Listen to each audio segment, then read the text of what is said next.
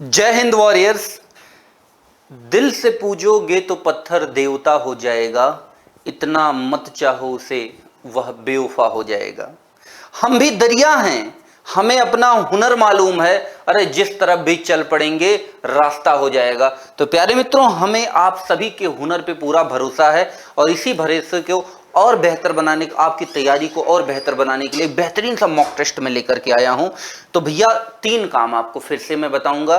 Mock test start हो रहा है, एकदम संभल जाओ, सेशन को शेयर वगैरह भी कर दो और हम आते हैं। तो 3 काम में सबसे पहला काम ये करना है कि आप सभी लोगों को एक ऐसे चार्ट बनाना है।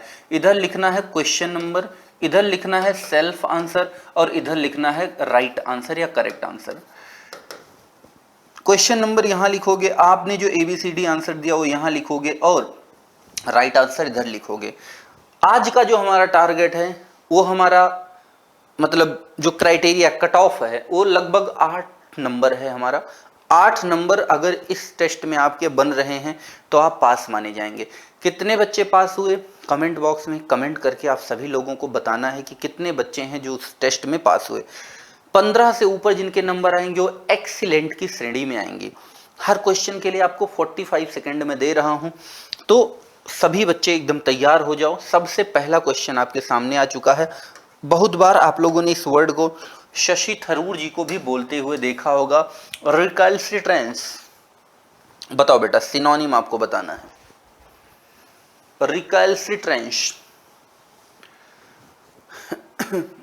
बोलो, आंसर करते जाओ, कोई बातचीत नहीं होगी, सीधी बात नो बकवास। क्या कहेंगे? सीधी बात नो बकवास, सीधा आंसर करते जाना आपको। बताओ बेटा, इसमें बेस्ट ऑप्शन कौन सा बनेगा? फास्ट।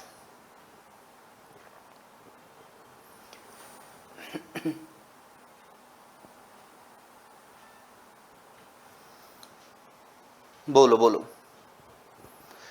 बस आंसर करते जाओ। हर क्वेश्चन के लिए आपके पास 45 सेकेंड्स हैं। चलो देखो, तो रिकैल्सिट्रेंस जो वर्ड है ये हठ या जिद को बैक करने के लिए यूज किया जाता है, तो इसमें बेस्ट ऑप्शन हो जाएगा ऑब्स्टिनेट, मतलब हठी या जिद्दी। आइए हम सीधा बढ़ते हैं अपने अगले क्वेश्चन पे। मॉक टेस्ट के जैसा ही हम मॉक टेस्ट यहाँ पर देने वाले हैं। फिर से आपके पास 45 सेकेंड है।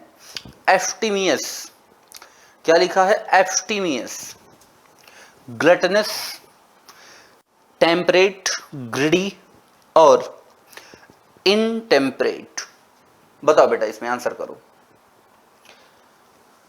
फास्ट थोड़ा सा आंसर करेंगे आप सभी बच्चे, केवल आंसर करेंगे, कोई बात नहीं बेटा। अब एकदम सीरियस हो जाओ, अब अपने लक्ष्य को लेकर एकदम सीरियस हो जाओ। केवल आंसर करना है। कट ऑफ का आपको ध्यान रखना है। कट ऑफ मैंने बताया 8 नंबर, तो जिसके 8 या इससे अधिक नंबर आएंगे वो जरूर हमें बताएंगे कि भाई कितने बच्चे ऐसे हैं जिस कट ऑफ को क्लियर किए हैं। एब्स्टिमियस मतलब टेम्परेट होता है। क्या होता है बेटा? टेम्परेट होता है। बेस्ट ऑप्शन बी हो जाएगा। टेम्परेट का मतलब क्या होता है? मतलब जो मॉडरेट रहे किसी चीज में, जो बहुत ज्यादा ऐसे ना इंटरेस्ट दिखाए। चलो भाई आगे हम बढ़ते हैं अपने अगले क्वेश्चन पर। फिर से आ चुका है, देखो अगला है हमारा एंटोनिम पूछा हुआ। बताओ एफीमिरल, एंटोनिम बताना है आपको। बोलो, फास्ट आंसर करो। सेशन को सभी बच्चे लाइक और शेयर भी करते रहो। एफीमिरल, बताओ बेटा, इसमें आंसर करो।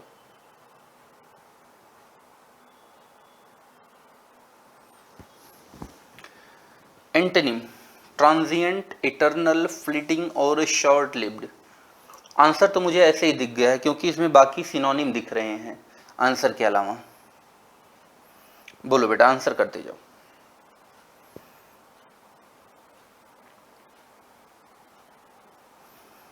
चलो देखो, इसमें क्या हो जाएगा? इटर्नल। इटर्नल मतलब क्या होता है? लॉन्ग लास्टिंग, लंबे समय तक चले। और एफीमिरल मतलब क्या होता है? क्षणिक, जो क्षण भर रहे। और आंसर को छोड़ करके बाकी सब आपस में सिनोनिम है। किसके? एफीमिरल के। आइए बढ़ते हैं अगले क्वेश्चन पर। एफीमिरल कम समय तक रहने वाला। बोलो बेटा, इसमें study of maps, calligraphy, cartography, geology और जियोग्राफी, क्या कहेंगे उसे हम? मैप्स की स्टडी को हम क्या कहेंगे? बताओ।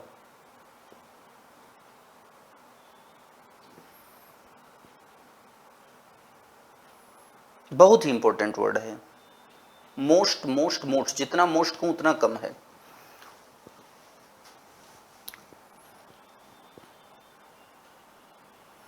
बताते जाओ बेटा, आंसर बताते जाओ।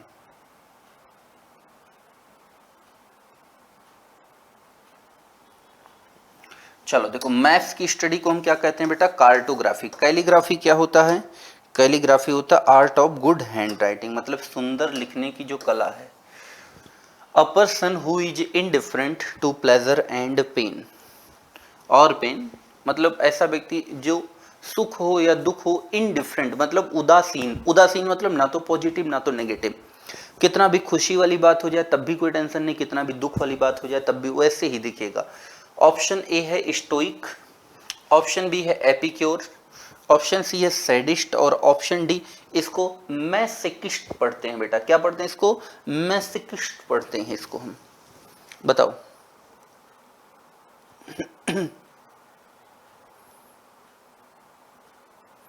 Now tell me which is the right option. चलो देखो, तो उसको हम क्या कहते हैं? स्टोइक कहते हैं, जो सुख दुख दोनों में एक जैसे। एपिक्योर स्वाद के लिए, स्वाद लोलुप। सैडिस्ट मतलब जिसको किसी को दुख पहुंचा करके जिसको खुशी मिलती हो। और मैसोकिस्ट भी सेम टाइप में आता है, लेकिन इसमें थोड़ा सा डिफरेंस है। सेक्सुअल प्लेजर के लिए उसको हम यूज करते हैं। चलो इसमें आंसर करो। To burn the candle at both ends, idiom है। बताओ बेटा इसमें बेस्ट ऑप्शन कौन सा होगा? कोई बात नहीं, केवल आंसर करो, फुल्ली एकदम इधर फोकस हो जाओ। आपको अगर पता भी चल जाए तो भी क्वेश्चन को दोबारा वेरीफाई करने की आदत डालो। ये नहीं कि एक बार हमने आंसर टिक कर दिया, अपने माइंड में सोच लिया तो अब मैं दोबारा उस आंसर को नहीं देखूंगा। नहीं, क्वेश्चन को आपको दोबारा वेरीफाई करने की आदत डालनी पड़ेगी। मतलब कोई भी आंसर करो उसको दोबारा वेरीफाई करो कि मैं जो आंसर दे रहा हूँ सही है या नहीं है। दोबारा जरूर उसको देखा करो, उस पूरी लाइन को पढ़ा करो। कभी एक या दो वर्ड पढ़ के आंसर नहीं करना है, ये अपनी हैबिट डालो, क्योंकि अब आप जिम्मेदारी वाली रास्ते पे जा रहे हो। तो to burn the candle at both ends, इसका मतलब होता है टू वर्क एक्सेसिवली, बहुत अधिक काम करना। हार्ड वर्क विदाउट रेस्ट, बिना रेस्ट के। आइए हम बढ़ते हैं अपने अगले क्वेश्चन पर। अगला क्वेश्चन फिर से आपके सामने है। Select the correctly spelled, select the correctly spelled, आपको सही वाला बताना है। हो मिलेनियम, अच्छा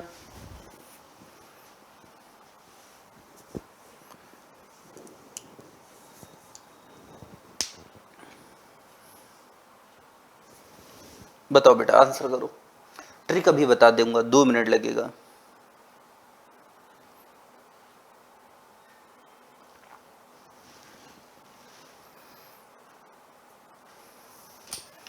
your time is running out. चलो देखो, मिलेनियम पहले लिखो मिल, और फिर उसके बाद में ध्यान रखना, मिल तो लिख दिया, बस ये ध्यान रखना है कि इसके बाद डबल एन चाहिए। और फिर आई, यू एम तो सबको पता है, तो ये नहीं सोचना आपको। एन्नी, मिल एन्नी, बस इतना ध्यान रखना। ई डबल एन आई, एन्नी, मतलब ये ध्यान रखना कि हमें डबल एन चाहिए। तो ये कैंसिल हो गया।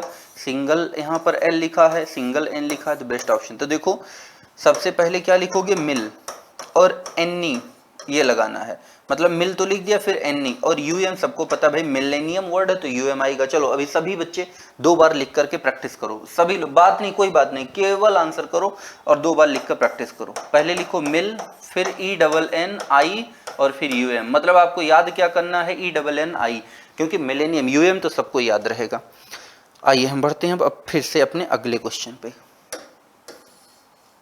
ये लो, fireman extinguished the fire. Fireman extinguish, extinguish मतलब बुझाना होता है बेटा। एक्सटिंग्विश मतलब बुझाना होता है। The fireman extinguished the fire.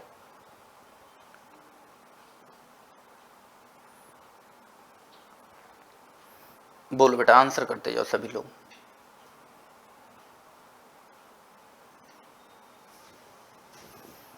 बोलो बोलो फास्ट, केवल आंसर करो, दिमाग लगाओ, 2-2 3-3 बार अपने आंसर्स को वेरीफाई करो। हर हाल में आदत ये डालनी है सभी को, क्योंकि हम जो क्वेश्चन नहीं आता कोई बात नहीं, कभी कभी हम कोई क्वेश्चन आते हुए भी गलत कराते हैं और कभी कभी वो एक गलत क्वेश्चन हमारे फेल्योर का कारण बनते हैं। तो हमें हर आंसर देने के बाद 1 सेकंड 2 सेकंड लगता है, दोबारा वेरीफाई जरूर करना। आओ देखो इसमें एक्सटिंग्विश्ड, अब यहाँ ट्रिक आपको अप्लाई करनी है भाई। वर्ब की सेकंड फॉर्म पास्ट इंडेफिनिट, इसका मतलब हम पैसिव वॉइस बनाएंगे तो हमें क्या चाहिए होगा, वाज या वर के साथ वर्ब की थर्ड फॉर्म। ये माइंडसेट आपको रखना है, सीधा यही खोजो आप। देखो यहाँ टेंस बदल दिया, यहाँ पर सेम रखा, बीइंग नहीं लगेगा, बेस्ट ऑप्शन बी बनेगा। ये भी ध्यान रखो, कभी भी पैसिव वॉइस बनाते समय टेंस बदलते ही नहीं, सभी सबसे पहले उन्हीं ऑप्शंस को कैंसिल मानना जिसमें टेंस को चेंज किया हो। चलो आ जाओ फिर अगले क्वेश्चन पर। ये लो, she will finish the report by tomorrow. बताओ बेटा इसमें आंसर करो। She will finish the report by tomorrow, बोलो भाई आंसर करते जाओ। She will finish the report by tomorrow.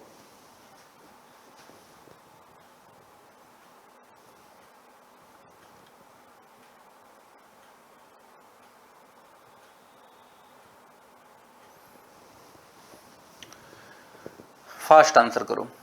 चलो देखो इसमें, देखो यहां पर लिखा है she will finish modal verb के साथ फर्स्ट फॉर्म में पैसिव बनाना है। तो कोई भी मॉडल वर्ब का जब पैसिव बनाएंगे तो मॉडल वर्ब आएगा, फिर बी आएगी और फिर इसके साथ वर्ब की थर्ड फॉर्म आएगी। तो ये यहाँ पर पैसिव बनेगा। तो देखो यहाँ विल बी फिनिश्ड, यहाँ वुड लिखा, यहाँ विल हैव, परफेक्ट में नहीं बदलना है, टेंस बदल दिया, बेस्ट ऑप्शन ए बनेगा। आइए हम बढ़ते हैं अपने अगले क्वेश्चन की तरफ। फिर से आपके पास में 45 सेकेंड से, बताओ बेटा क्वेश्चन नंबर 10 का आंसर करो। You have only 45 seconds now. Timer नीचे चल रहा है, परेशान नहीं होना सर टाइमर कहाँ गया, आपको आंसर से मतलब है। बताओ बेटा आंसर करो, बेस्ट ऑप्शन कौन सा होगा इसमें।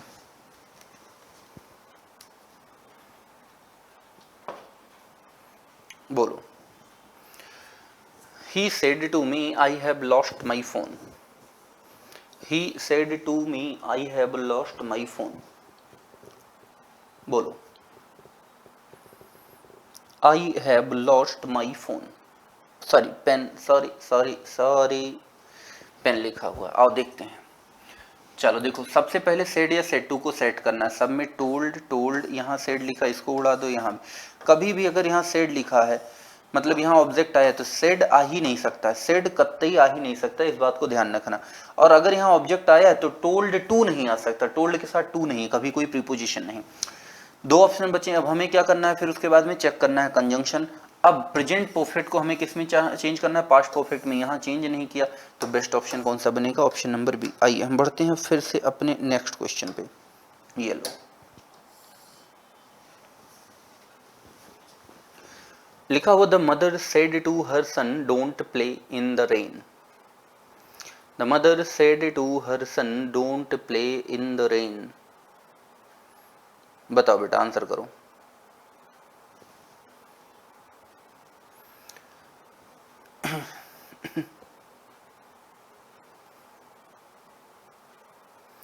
आंसर करो। इसमें दो तीन आपको अच्छी अच्छी बातें बताऊंगा, वो आगे जो भी क्वेश्चंस मिलेंगे वो आपको हेल्प करेंगे ऐसे क्वेश्चंस को सॉल्व करने में। शानदार चीज, आपको एक चीज तो बहुत शानदार बताने वाला हूं, हो सकता है आप में से किसी को नहीं पता हो वो चीज। आओ देखते हैं। देखो बेटा बात यह है कि हम ये कंजंक्शन दैट कभी भी इनडायरेक्ट जब भी बनाएंगे तो कंजंक्शन दैट तभी लगाते हैं जब उसके बाद सब्जेक्ट और वर्ब का कॉम्बिनेशन मिले, तभी कंजंक्शन दैट आएगा। और सब्जेक्ट वर्ब का कॉम्बिनेशन नहीं तो कभी दैट नहीं आएगा। तो कह रहा है mother said to her son don't play in the rain, बरसात में मत खेलो। अब एक बात तो है कि रिक्वेस्ट नहीं है, हो सकता है रिक्वेस्ट भी हो, लेकिन जब तक उसमें प्लीज, सर, मैडम, काइंडली ऐसा कुछ लगा ना हो तब तक रिक्वेस्ट नहीं माना जाएगा, तो ये कैंसिल हो गया। अब यहाँ डोंट लिखा है तो टोल्ड का भी प्रयोग नहीं होगा, तो दो ऑप्शन लगे हाथ क्या हो गए, कैंसिल। और यहाँ पर सबसे बड़ी बात, दैट के बाद सब्जेक्ट वर्ब का कॉम्बिनेशन गायब है। अब मदर ने मना किया, एडवाइस किया, दोनों हो सकता है। हर the mother advised her son और mother forbade her son to play. अब यहाँ देखो प्लेइंग लिख दिया, टू के साथ आईएनजी फॉर्म नहीं, फर्स्ट फॉर्म चाहिए। तो बेस्ट ऑप्शन कौन सा बना, option B will be the right option. बस आंसर करते जाओ बेटा। करेज, करेज का कौन सा फॉर्म बताना है बेटा? एडजेक्टिव फॉर्म बताना है। करेज का हमें एडजेक्टिव फॉर्म बताना है। बोलो what is the adjective form of the noun courage? बोलो बेटा, इसमें आंसर करो।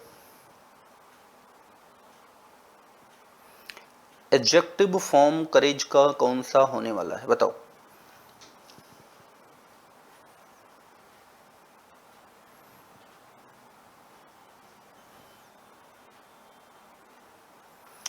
करेजियसली, करेजिंग, करेजियस और करेज्ड। तो बेस्ट ऑप्शन कौन सा बन जाएगा बेटा? करेजियस। तो बेस्ट ऑप्शन कौन सा हो जाएगा? C will be the right option. आइए हम बढ़ते हैं अपने। करेज मतलब साहस। चलो इसमें बताओ। Come to the next question. Identify the segment that contains a common error. The furniture in this room are very old. बताओ बेटा।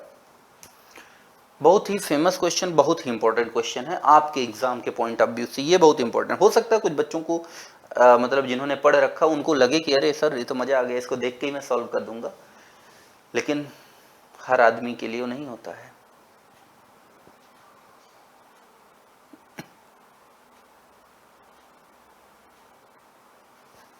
बोलो।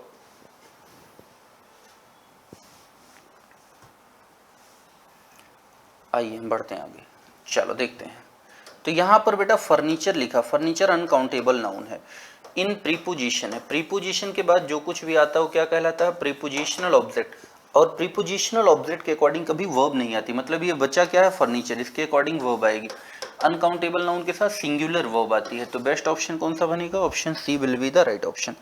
आइए बढ़ते हैं हम अपने अगले क्वेश्चन पे, क्वेश्चन नंबर 14। चलो इसमें आंसर करो बेटा।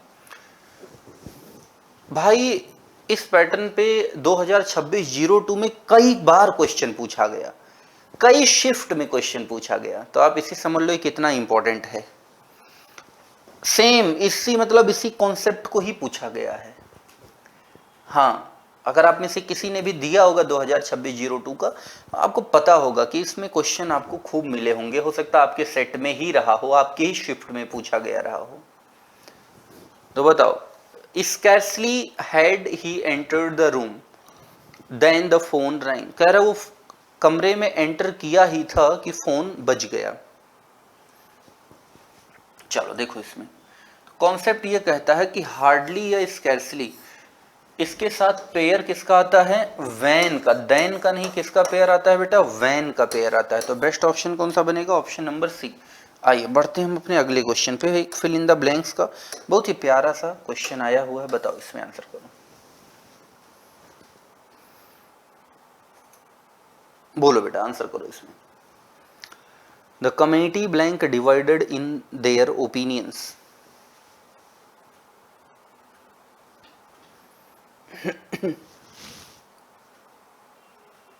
The committee blank divided in their opinions.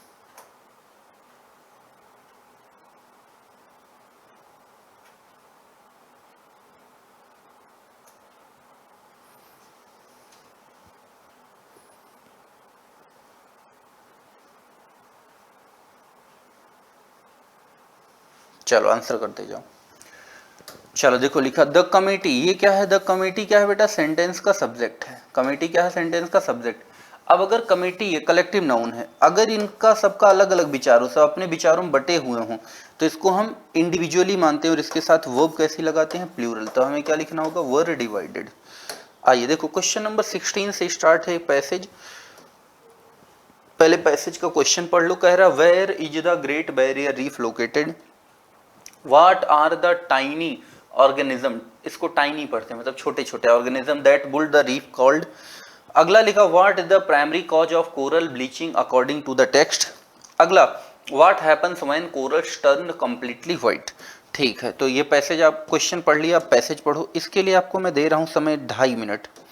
कितना टाइम दे रहा हूँ भैया? 2.5 मिनट आपको मैं समय दे रहा हूँ। 2.5 मिनट में पैसेज पढ़ना है मन लगा करके, पैसे से भागना नहीं बेटा। नहीं 4 क्वेश्चन से अगर तुम भागे जिंदगी चौपट हो जाओगी, अगले पैसे अगले इनटेक में पहुंच जाओगे सीधा। भागना ही नहीं है। हाँ हो सकता है आपको पैसे सॉल्व करने में ऊबन महसूस हो, कठिनाई लगती हो, मजा नहीं आता हो, लेकिन तुम यहाँ मजा लेने नहीं आए, तुम्हारी जिंदगी का सवाल है। तो अब पढ़ो, ये लो, यू हैव ओनली 2.5 मिनट्स।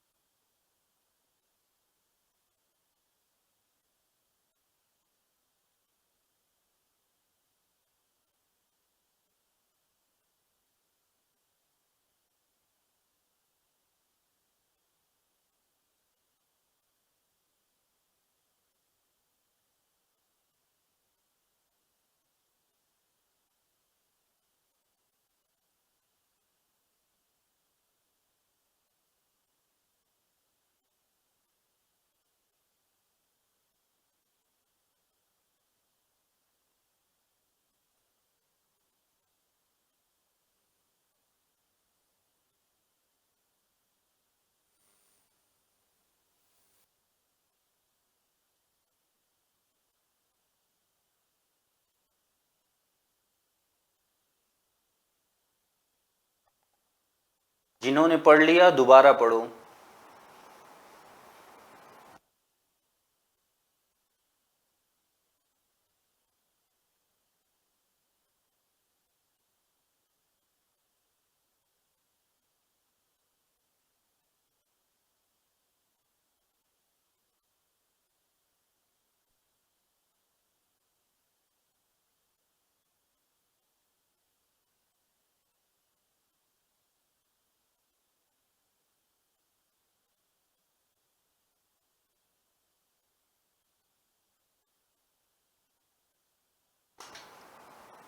चलो बेटा आओ क्वेश्चन पर आते हैं। क्वेश्चन नंबर फर्स्ट आपके सामने आ चुका है और इसके लिए केवल 30 सेकंड है आपके पास में। चलो आंसर करना आप लोग शुरू कर दो, आंसर बताना आप लोग शुरू कर दो।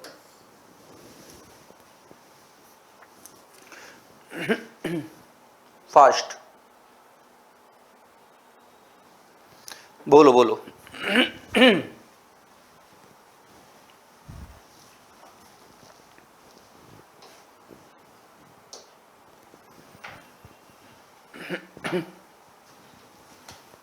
Your time is running out, अरे तो भैया ग्रेट बैरियर रीफ कहाँ है? ऑस्ट्रेलिया में है। चलो आ जाओ अगले क्वेश्चन पर हम आते हैं। What are the tiny living organism that build the reef called? उसको जो बनाते हैं उसको हम क्या कहते हैं? एल्गी, प्लैंकटन, कोरल पॉलिप्स और सीवीड्स।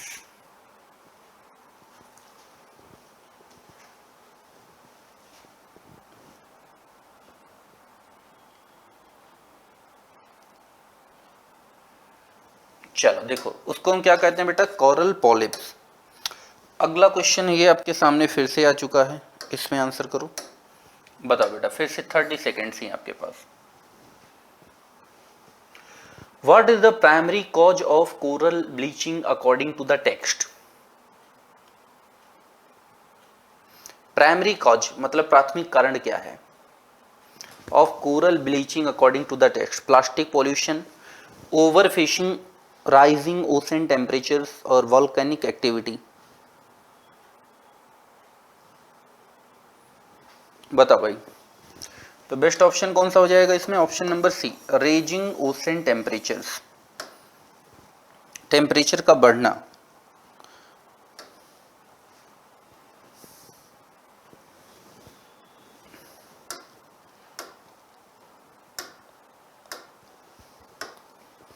चलो इसमें बताओ, what happens when corals turn completely white?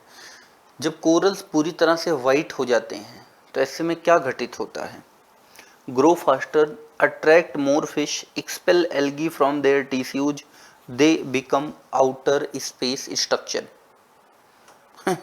Outer space structure बन जाते। कितना खतरनाक ऑप्शन दिया है ना। चलो देखते हैं, तो बेस्ट ऑप्शन क्या हो जाएगा? They expel algae from their tissues. आ जाओ अगला क्वेश्चन, और ये हमारा लास्ट क्वेश्चन है।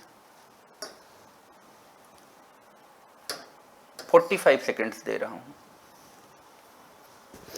This water,